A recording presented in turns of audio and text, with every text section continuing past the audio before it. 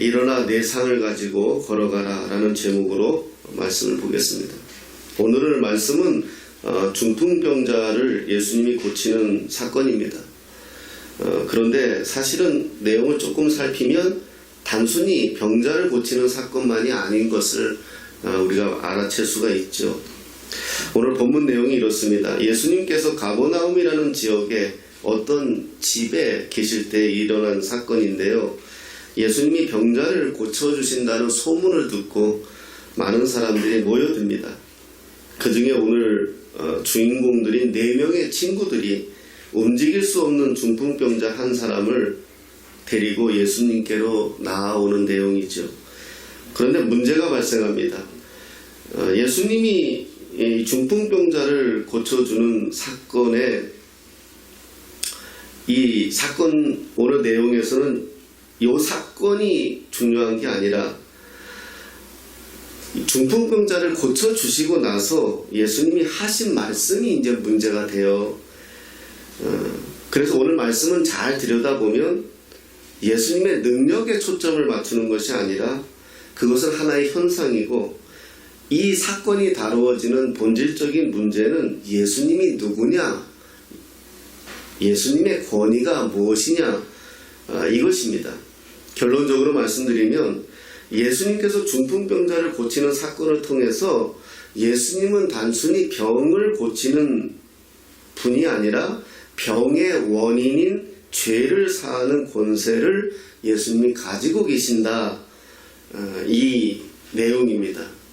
그러니 이건 굉장히 심각한 내용이에요. 사실은.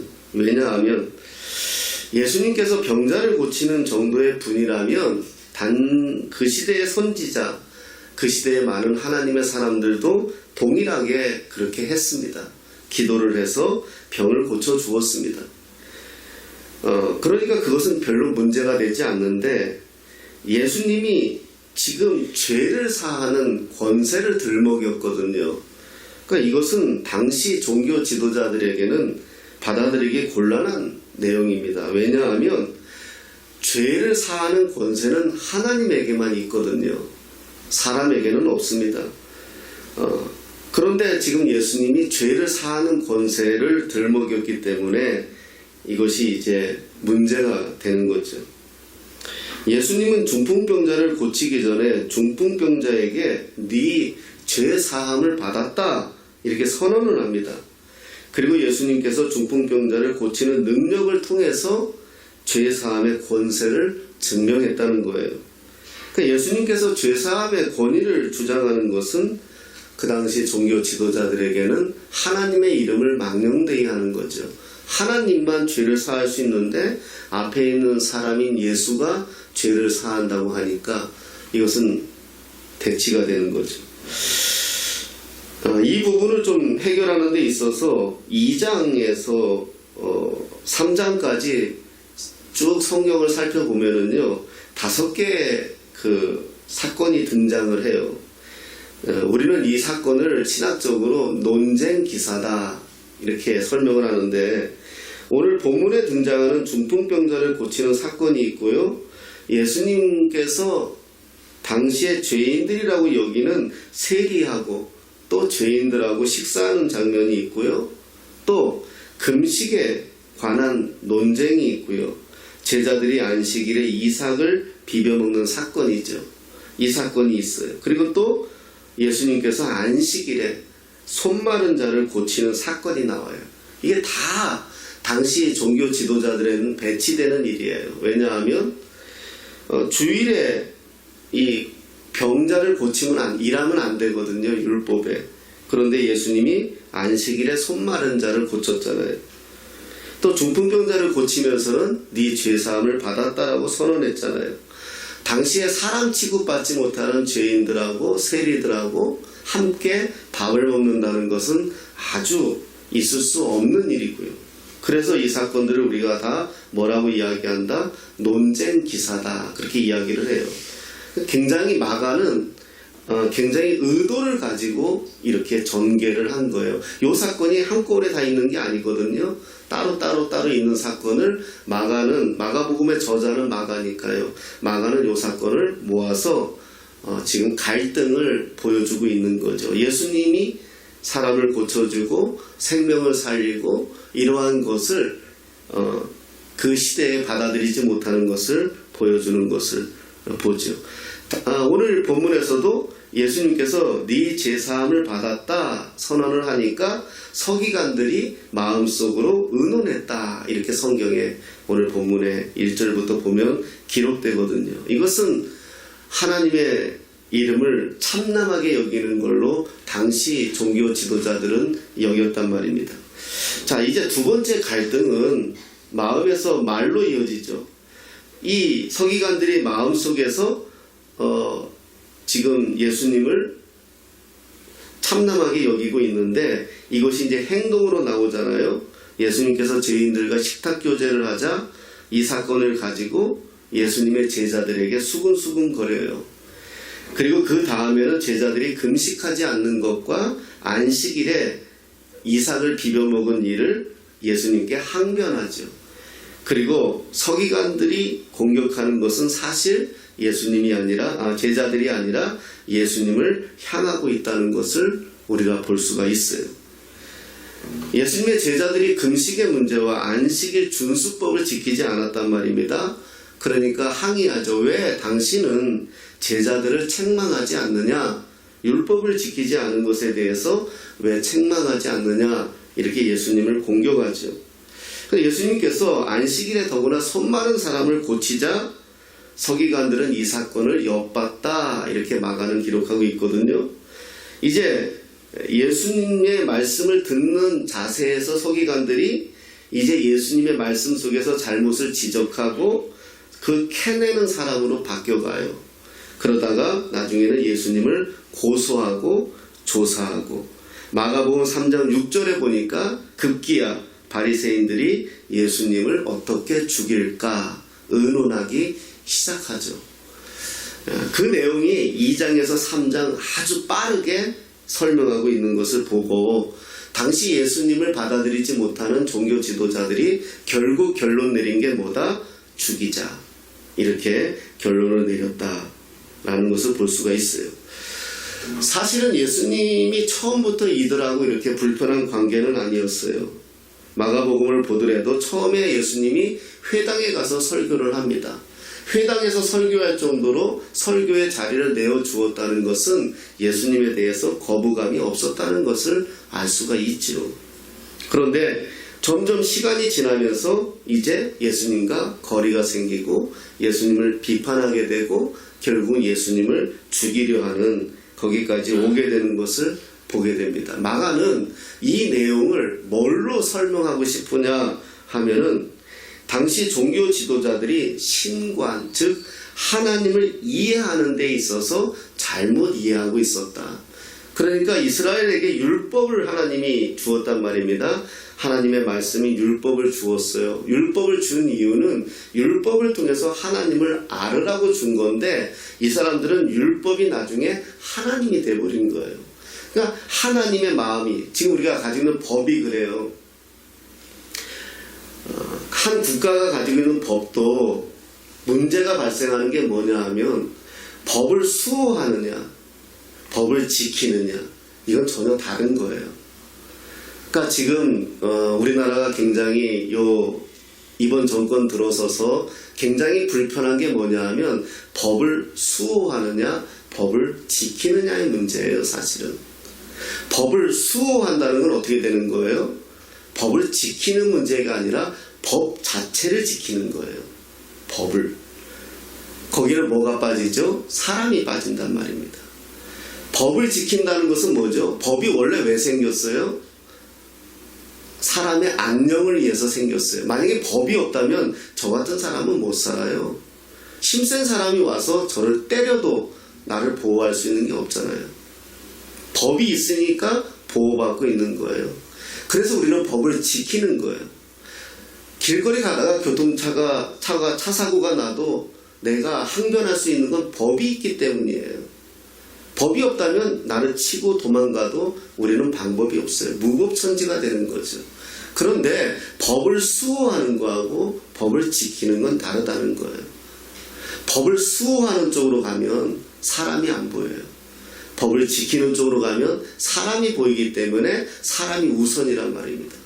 율법을 지켜야죠, 우리가.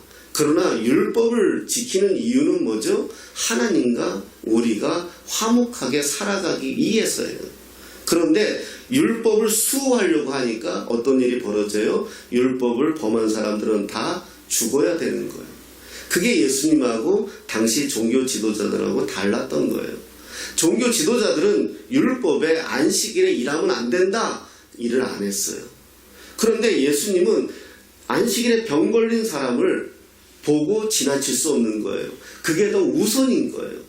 그러니 병 걸린 사람을 고치는 거예요. 그런데 율법을 수호하는 사람들은 어때요? 당신이 랍비면서 스승이면서 어찌하여 율법을 지키지 않느냐? 그렇게 되니까 예수님이 뭐라 그래요? 오늘도요. 자, 중풍병자에게 죄사함을 받았느니라 하는 말과 일어나 네 상을 가지고 일어나라 하는 말 중에서 어떤 게 더 빠르냐? 그러니 나는 일어나 네 상을 가지고 가라. 이러면서 중풍병자가 고침을 받거든요. 다르다는 거예요. 그게 달라요. 그래서 우리가 하나님의 말씀에 사랑이 빠지면 뭐다? 올리는 꽹과리예요. 여러분, 제가 신앙생활 하면서 또 목회자 생활을 하면서 많이 부딪히는 사람들이 막 이렇게 하나님의 말씀을 많이 안다는 사람들, 또 은사가 있다는 사람들이에요. 오히려 하나님의 말씀을 잘 모르는 분들은요, 가르쳐주면 그냥 믿어요. 감사해요. 그런데 이 은사, 이러면은 복잡해져요, 이제 문제가. 그런데 은사의 문제가 가장 많이 나오는 성경이 고린도서거든요. 고린도 교회가 문제가 많았어요. 그런데 고린도전서 12장에 은사에 대한 이야기가 나와요. 그러나 13장에 우리가 잘 아는 내용처럼 무슨 말이 나오죠? 사랑장이 나와요. 무슨 말이냐? 바울이 이야기하고 싶은 건 그래요. 네가 병도 고쳤니? 네가 방언도 하니? 네가 하나님의 계시를 아니? 그런데 하나님의 사랑이 없으면 다 뭐다? 올리는 꽹과리야. 지금 율법학자들은 할 말이 있어요. 하나님 말씀 지킨다는 거예요. 그러나 예수님은 뭐라 그래요? 정말 하나님의 말씀을 지키는 게 뭐니? 이렇게 가르쳐주고 있다는 것을 알 수가 있죠. 그래서 우리가 전통, 관습, 이거는 지켜줘야 되지만 이것이 기준이 되면 안 돼요. 여기에서 정말 빼먹지 말아야 될 것은 뭡니까? 우리가 아무리 법을 정확하게 지키려고 해도 우리 인간 자체가 전적으로 부패했다는 것. 지금도 그러나요? 네, 법원을 오래 가본 지가 오래돼가지고 옛날에 민방위 안 갔다가 한번 내가 가가지고 약식 재판을 받아본 적이 있는데 이렇게 판사들이 검은 옷을 입어요. 검은 옷을. 지금도 입는지는 모르겠어요. 그 말은 무슨 거죠? 나도 죄인이라는 거예요. 그러나 내가 당신을 판결하는 것은 내가 하는 게 아니라 법이 한다는 거거든요. 그래서 검은 옷을 입어요. 그렇지만 그럼에도 불구하고 인간은 전적으로 부패했기 때문에 아무리 법을 잘 지킨다고 하고 수호한다고 해도 인간 자체가 부패해 있다면 그것은 지켜줄 수가 없는 거죠. 바로 그것을 우리가 보아야 되는 것입니다. 자, 다시 오늘 본문으로 한번 돌아가 보겠습니다. 오늘 중풍병자에 한번 생각을 해봅시다. 성경은 이 중풍병자가 움직이지도 못한다고 말을 합니다. 자신의 힘으로는 걸을 수도 없는 존재예요. 이 사건의 마지막을 보면 그는 자신의 힘으로 자기 상을 들고 걸어가죠. 예수님이 네 상을 가지고 걸어가라 이렇게 하신 그 말씀이 대로 이루어지는 것을 우리가 볼 수가 있어요. 자, 그러면 이 사람의 삶을 완전히 바꾸어 놓은 삶의 전환점은 뭐냐? 그건 예수님과의 만남입니다. 예수님과의 만남. 중풍병자가 자신의 삶의 문제를 그대로 안고 예수님에게로 나아갔습니다. 그래서 예수님은 그의 삶을 송두리째 바꾸어 놓았죠. 헬렌 켈러라는 여사가 있어요. 헬렌 켈러라는 여사의 그 제자를 우리가 너무나 잘 알잖아요. 누구죠? 이름이 기억이 안 나네요. 헬렌 켈러라는 여사가 그의 선생님이 설리반이죠. 내가 착각했어요. 그 헬렌 켈러라는 여사가 설리반이라는 사람을 만났어요. 선생님으로. 그가 그의 인생을 바꾸는 계기가 됐죠. 듣지도 보지도 못하는 분이 설리반이라는 사람을 만나서 인생을 전혀 다른 방향으로 가게 돼요. 누구를 만나느냐 굉장히 중요해요. 엘리사라는 사람이 엘리야를 만났을 때 그의 능력이 영감이 갑절이나 됩니다. 우리 인생에서 꼭 만나야 될 분이 예수님이세요. 성경은 오늘 그 얘기부터 하고 싶은 것입니다. 바로 예수님. 그 당시에는 그 집이라고 나와 예수님이 1절에 보면은 어떻게 나오냐면 수일 후에 예수께서 다시 가버나움에 들어가시니 집에 계시다는 소문이 들린지라. 이 집이라는 표현이 나오는데 이 집은 감추는 기능이에요. 사실은요. 우리가 집은 뭐죠? 내가 들어가서 안전하게 나를 보호해주고 다른 사람이 들여다보지 못하는 곳이 집이잖아요. 그래서 결국은 예수님이 꼭꼭 숨어도 어떡하죠? 소문이 들려요. 그래서 예수님을 찾아가죠. 지금 여기에 나오는 그 중풍병자도 결국 그렇게 5절에 보면 어떤 말씀을 하냐면 이래요. 예수께서 그들의 믿음을 보시고. 예수님을 만나면은 예수님이 우리를 보는 게 뭐다? 믿음이에요. 믿음. 우리가 얼마나 돈이 많으냐, 얼마나 배웠느냐, 얼마나 인격적이냐, 그런 거 아니에요. 믿음을 보시고. 그래서 우리가 하나님 앞에 나아가는 유일한 통로는 믿음이에요. 믿음. 그런데 여기서 중요한 건 뭐죠? 저희의 믿음을 보시고. 그 저희는 누구죠? 중풍병자가 움직이지 못하니까 네 사람이 중풍병자를 고쳐주기 위해서 상을 들고 네 사람이 예수님께 나아가는 거잖아요. 저희의 믿음을 보시고. 이렇게 표현해요. 자, 이 네 사람은 누구죠? 이 네 사람은 예수님께서 가버나움에 오셨다는 소식과 어느 집에 계신다는 소식을 듣고 생각이 났죠. 친구가 중풍병자니까 예수님에게로 데리고 가면 예수님이 고쳐주시겠다. 이런 생각이 들었던 것이죠. 그래서 이들의 마음이 작동을 해서 중풍병자를 데리고 예수님에게 나아가는 것입니다.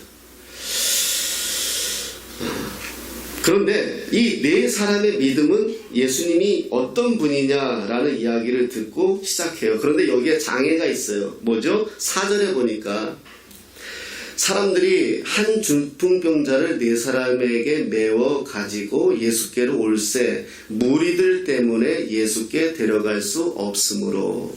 이렇게 성경은 말씀하고 있어요. 예수님에게 이 중풍병자를 데리고 가야 되는데 방해가 누구다? 무리들이라고 표현해요. 무리들. 성경에는 무리들이라는 단어가 곧잘 나와요. 결국은 이 무리들은 누구죠? 이 무리들도 똑같이 예수님의 소문을 듣고 예수님을 보러 온 사람들이에요. 이분들 중에서는 병자도 있을 것이고 어떤 고민이 있을 것이고 예수님을 만나야 될 만한 사연들은 다 가지고 있을 거예요. 그런데 오늘 성경에서 이 중풍병자, 움직이지도 못하는 중풍병자를 네 사람이 메고 예수님께 나아가는데 예수님을 볼 수 없는 문제가 뭐다? 무리들이에요. 저는 이 부분을 좀 고민을 해봤어요. 생각을 해봤어요. 교회 안에도 그래요. 교회 안에도. 여러분, 교회 와서 사실은 같이 신앙생활하는 우리끼리 시험 받을 때가 많아요. 그래서 난 이 교회를 못 다니겠다. 나는 이 교회가 이래서 문제가 있다. 난 쟤 때문에 못 다니겠다. 쟤 때문에 문제가 있다. 목사가 문제가 있다. 우린 그래요. 그 무리가 되는 거예요. 여러분, 한 사람이 지금 예수를 만나야 돼요. 그래야 그 사람이 지금 죽고 사느냐의 문제예요. 그 사람이 지금 새로운 인생을 사느냐 안 사느냐의 문제예요. 이 사람은 예수님께 나오고 싶어요. 예수님 앞에 나가고 싶어요. 결단도 했어요. 네 사람이나 동원이 됐어요. 그런데 누구 때문에 못 나가고 있죠? 무리들 때문에 못 나가요. 교회는 무리가 되면 아무 소용없어요. 수천 명이 모여도요, 수만 명이 모여도 그들이 제자가 되지 않고 무리가 되면 아무 필요 없어요. 도움이 안 돼요. 예수님의 제자가 돼요. 제자가 되는 거하고 교인이 되는 거하고 무리가 되는 건 달라요. 교회 안에도 교인이 있고 제자가 있고 성도가 있고 무리가 있더라고요. 무리들은 남을 보지 않아요.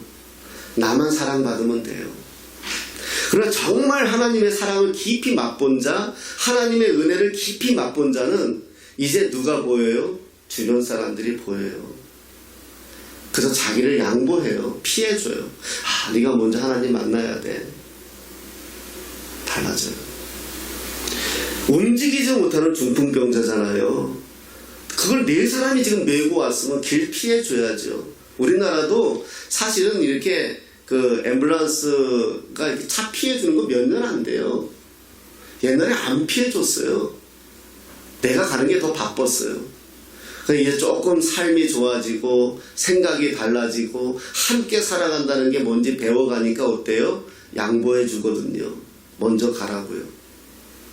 옛날에는요, 아무리 비상 깜빡 끼고 빵빵빵 거려도 안 피해줬어요. 너만 바쁘냐? 나도 바쁘지. 그런데 이제 살만해지고 사람들의 생각의 수준이 높아지니까 어때요? 피해줘요. 옛날에는 저도 그랬어요. 그때는 많이 절대 안 끼워줘요. 저도 그래요. 안 끼워줘요. 근데 요즘은 어때요? 끼워줘요.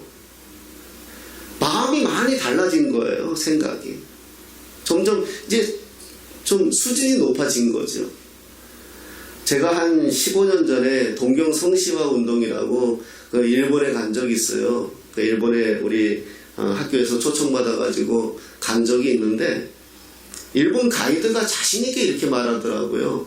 자기가 이 동경 시내에서 우리가 어디부터 어디까지 가는데 한 1시간 가야 되는데 그 가는 길 동안에 크락션 한 번만이라도 울리면 자기가 밥을 사겠대요. 미니버스에 한 25명 탔는데요.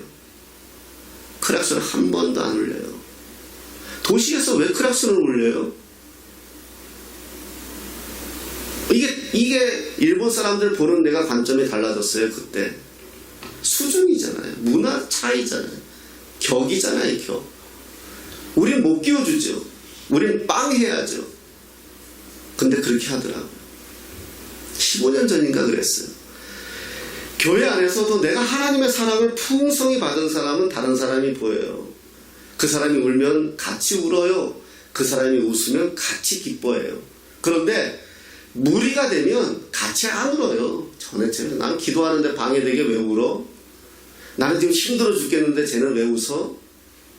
나는 지금 기뻐서 죽겠는데 내 아들이 지금 잘된 일 때 기쁜데 쟤는 왜 재수없게 울고 있어? 무리들이에요. 무리들.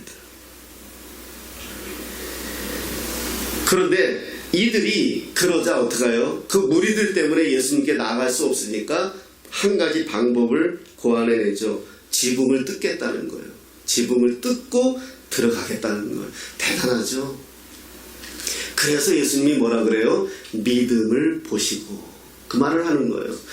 구멍을 뚫고 중풍병자가 누운 상을 달아내리니까 거의 다 진흙으로 만들었으니까 흙으로 만들었기 때문에 가능해요. 우리처럼 콘크리트가 아니에요. 가능해요.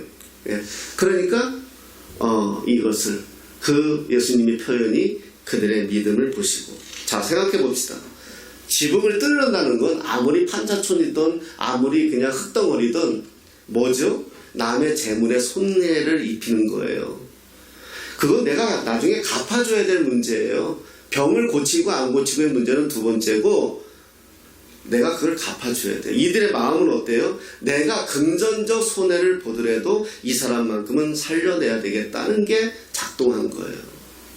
그걸 예수님이 뭐다? 믿음을 보시고 우리가 교회에서 어떤 일을 할 때 무엇을 할 때 돈이 많아서 내나요? 형편이 좋아서 우리가 밥을 사고 차를 사고 우리가 서로 배려하나요? 아니잖아요. 뭐가 작동하는 거죠? 사랑이 작동하는 거예요. 이들이 이걸 지붕을 뜯을 수 있는 것은 이 사람이 어떻게 하든 예수님을 만나서 낳기를 바라는 마음이에요. 두 번째는 또 뭐죠? 자존심의 문제도 걸릴 것 같아요. 제가 한번 생각해 봤어요. 만약에 지붕까지 뚫고 내려갔는데 예수님이 못 고치면 어떻게 돼요? 이건 정말 꽝이잖아요. 지붕까지 뜯고 지금 내려가서 호들갑은 다 떨었는데 막상 못 고치면 어떻게, 이건 돈도 들어가야 되고, 그 동네에서 전문 용어로 죄송합니다. 한 번만 쓸게요. 쪽팔려서 어떻게 살아요? 제가 옛날에, 사실은 제가 이렇게 안수 같은 걸 잘 못해요. 어려서부터 저는 굉장히 보수적인 신앙을 하고, 그런 거 있었어요. 근데 개척을 하고 나서 좀 달라지고 그랬어요. 마음에 주님이 감동을 주는데. 근데 잘 내 마음이 갈등하는 게 뭐예요? 아, 내가 기도한다고 날까? 예, 솔직한 고백이에요. 아씨, 기도하다가 안 나면 내가 무슨 쪽팔림이지? 그래요. 진짜요. 그때 주님이 저에게 강력하게 주신 메시지가 있었어요. 정말요. 저는 제 마음에 감동을 받았으니까요.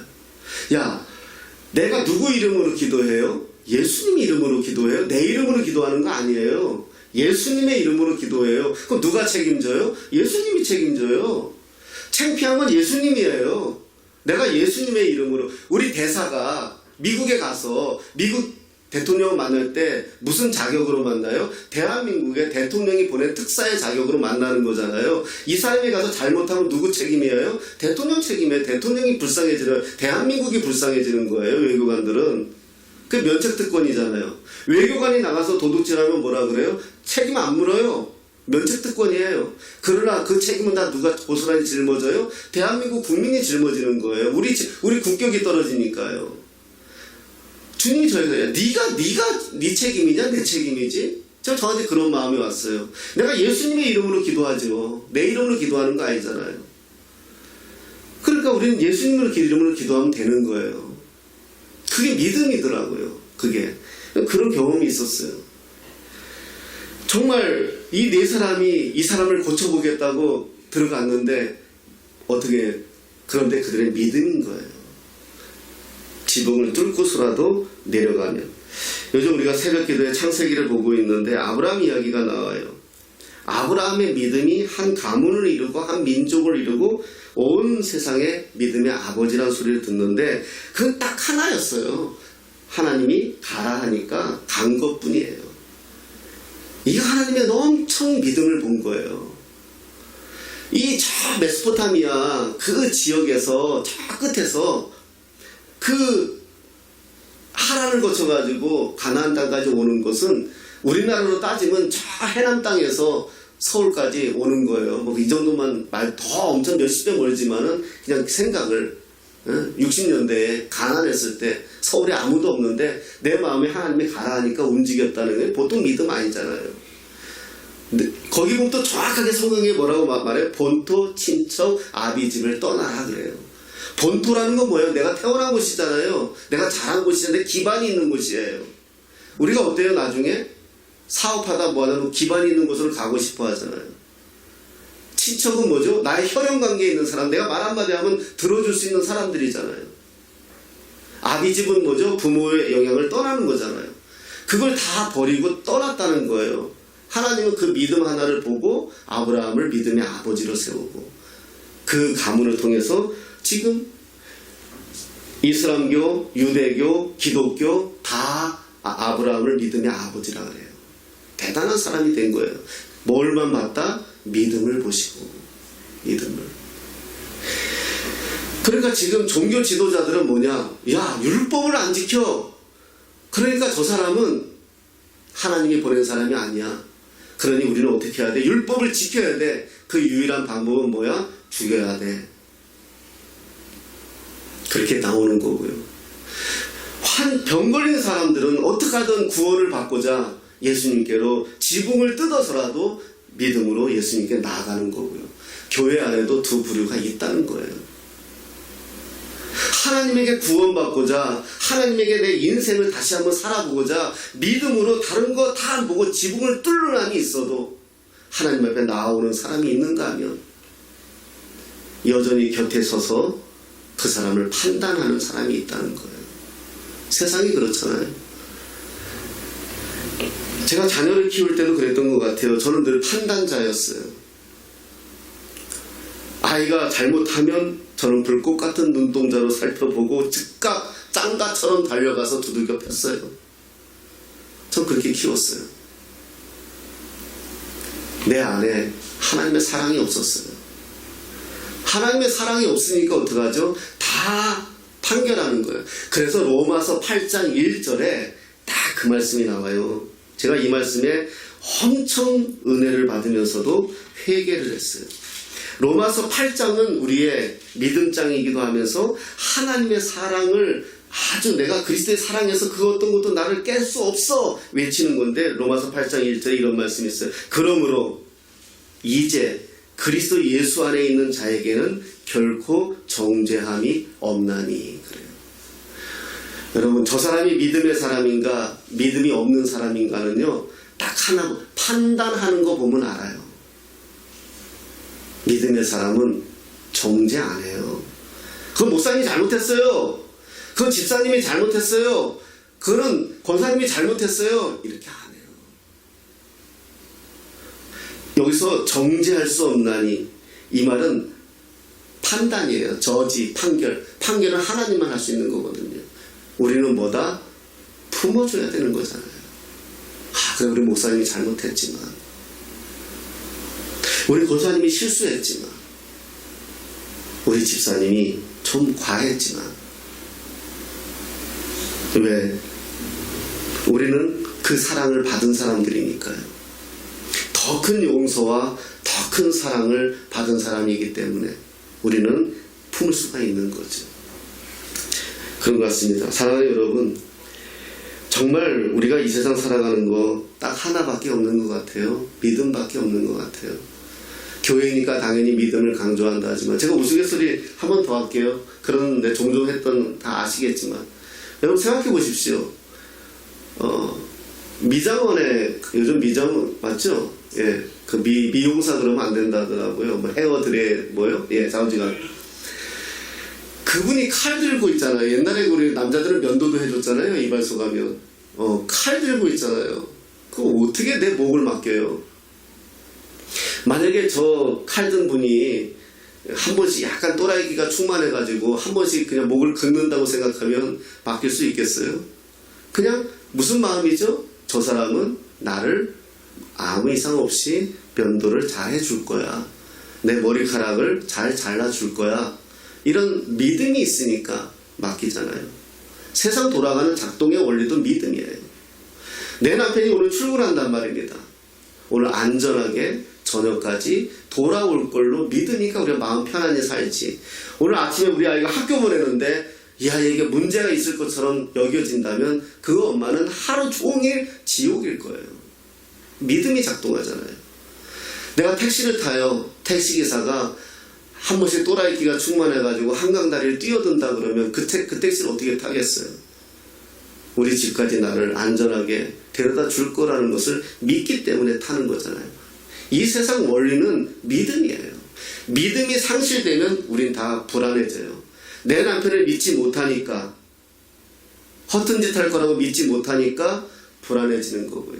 내 아내가 돈을 함부로 쓸 거다, 나 모르는 사이에 딴 돈을 찼을 거다, 믿지 못하면 불안한 거예요. 나라의 대통령도 국민을 믿지 못하면 어떡하죠? 과격하게 억압하려고 하겠죠. 나라의 국민들도 대통령을 믿지 못하면 불안해서 대통령을 불꽃 같은 눈동자로 살피겠죠. 믿음이에요. 우리의 삶을 모든 전반에서 작동하는 건 믿음이에요. 그런데 그 믿음 중에 가장 큰 믿음은 하나님을 믿는 믿음이에요. 오늘도 코로나는 창궐하지만, 역병은 창궐하지만, 오늘도 교통사고는 수없이 나지만, 오늘도 누군가는 죽고 사는 문제가 발생하지만, 그럼에도 불구하고 하나님이 나를 오늘 붙들고 계신다. 이 믿음이 나에게 뭘 준다? 평안을 주는 거예요. 평안을 주는 거예요. 오늘 이 네 사람의 사람들은 사실 성경에서 두 가지를 이야기해요. 그 사람의 문제는 그 사람에게 있다라는 문제가 있는데, 오늘은 네 사람의 믿음이 사실은 중풍병자를 살리는데 그만큼 이 네 사람을 예수님이 귀하게 보셨다는 것을 우리가 알 수가 있습니다. 여러분, 무리가 되지 마십시오. 관람자가 되지 마시고 믿음을 가진 사람이 돼야 돼요. 아무리 옆 사람이 맛있는 사과를 먹고 나한테 그 맛있게 먹은 사과를 설명해도 내가 조금 맛없는 사과를 먹어도 내가 더 그 사과 맛을 잘 알아요. 소경이 앞을 보지 못하는 친구가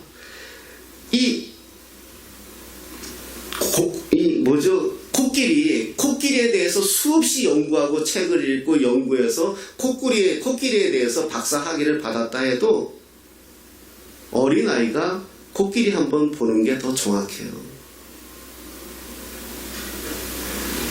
우리는요, 믿음으로 산다는 거 다시 한번 잘 생각했으면 좋겠습니다.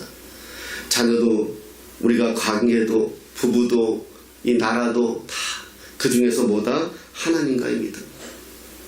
오늘도 그분은 나를 지키실 것이고, 오늘도 그분은 우리 가정을 지키실 것이고, 오늘도 우리 가문을 지킬 것이고, 오늘도 내 한숨과 내 눈물과 내 입장까지도 살피시고, 그분이 오늘도 내 삶을 관여한다는 사실을 믿는다면 우리의 삶이 조금은 뒤뚱거릴 수 있고 중풍병자와 같은 상황으로 갈 수가 있을지라도 우리의 삶은 언제나 주님 안에서 안전하다는 사실, 그리고 오늘 주님이 말씀하신 것처럼 네 상을 들고 일어나 가라.